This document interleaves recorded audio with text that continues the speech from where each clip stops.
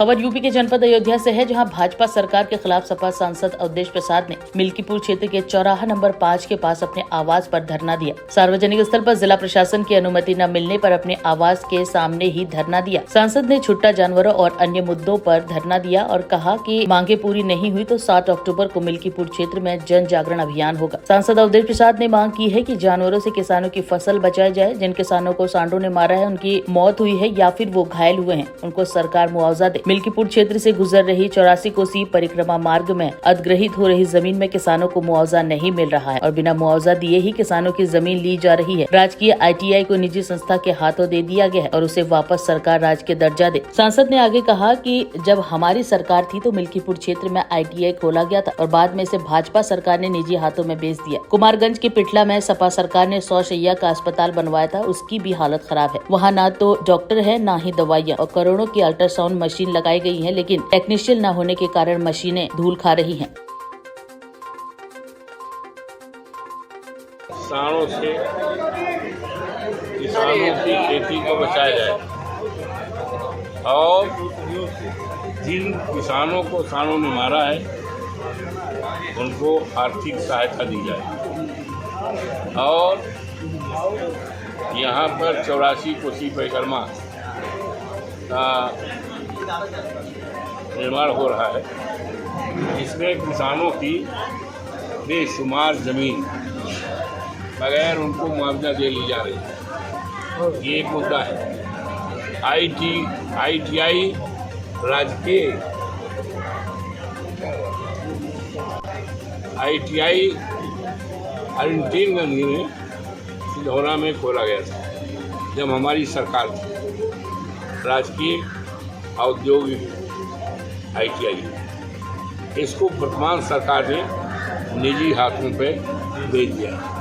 हमारे धरने में ये भी मांग है कि इसको जो सरकारी स्वरूप था वापस किया जाए और निजी हाथों जो सौदा किया गया है रद्द किया जाए। हमारे धरने में एक मुद्दा ये भी है कि पिठला में 100 शैय्या का अस्पताल समाजवादी सरकार में बना है। जब सरकार चली गई अस्पताल बंद रहा। हम जब चुनाव जीते सरकार पे दबाव डाला तो अस्पताल चला, लेकिन पिठला का वो 100 शैय्या का अस्पताल आज भी न तो उसमें सभी डॉक्टर हैं न दवाएं हैं और यहाँ तक कि 1-2 करोड़ की मशीन अल्ट्रासाउंड उसको टेक्नीशियन नहीं है और 2 साल से खरीदी पड़ी हुई है, उसका इस्तेमाल नहीं हो रहा है। ये सरकार की लापरवाही है। इसी तरह खलिया में जौगांव इलाके में एक अस्पताल खोला गया था, समाजवादी पार्टी की सरकार में खोला था और सरकार चली गई तो बंद रहा। उसमें सांड बैठते थे। अब जब हम चुनाव जीते तो फिर चला, लेकिन उसकी भी अभी दुर्दशा है। यही नहीं, परसवा में राजकीय महिला महाविद्यालय करोड़ों रुपए की लागत से खोला गया। राजकीय महिला महाविद्यालय लड़कियों की पढ़ाई उच्च शिक्षा के लिए, लेकिन इस सरकार ने राजकीय स्वरूप हटा दिया और ये कह दिया कि अवध यूनिवर्सिटी इस कॉलेज का प्रबंधन करेगी। तो अवध यूनिवर्सिटी VC साहब के पास तो अपनी यूनिवर्सिटी चलाने का समय नहीं है, हमारे परसवा में कहाँ है। तो जो इसका स्वरूप था राजकीय महिला महाविद्यालय राजकीय, ये स्वरूप वापस किया जाए और जिससे ये डिग्री कॉलेज जिस मंशा के साथ हमने खोला है चले, यहाँ की लड़कियाँ पढ़ेंगी। इन मुद्दों को लेकर के ये और 7 तारीख को ऐलान किया गया है कि अगर इस पर पाबंदी न पाई गई तो 7 तारीख को दिन मंगल को हम बड़े पैमाने पर जन जागरण करेंगे और खेती बचाओ सांड खाओ, खेती बचाओ सांड खाओ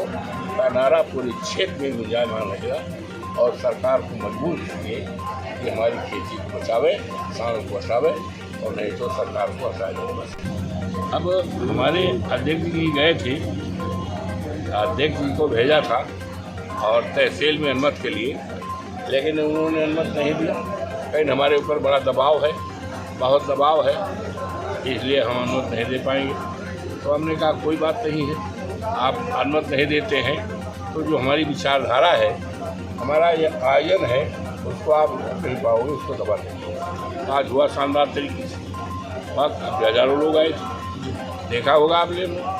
धरना स्थल पर भी परमिशन नहीं दिया गया जो आपके आवास के बगल बना है। छोड़ो, उस पर हमने प्रयास नहीं किया। हम तो फिर जब वहाँ नहीं तो हमने यहाँ कर दिया।